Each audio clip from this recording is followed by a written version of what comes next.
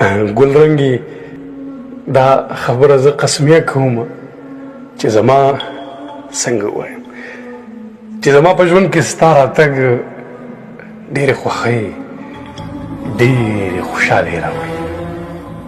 دا تا داسې وکړل چې دا په یو مړ وجود کې ساه واچوله، تا په یو خوشي په یوه صحرا کې یو ګلاب را زرغون کړو. نو زه ډنډر کې یم د بنګو، ته ګلاب لبې خندانې، زه شپونکې تندې وهلې ته چینه په بیابانې، زه د سیند کاڼو وهلې او ته کاڼې د مرجانې، زه د عشق یو زوړ کنډر او ته محل د شاهجهانې، زه یم خاورې د دې ځمکې او ته هوره د اسمانې، زه قلم یم ختمېږم ته زما د ژوند عنوانې.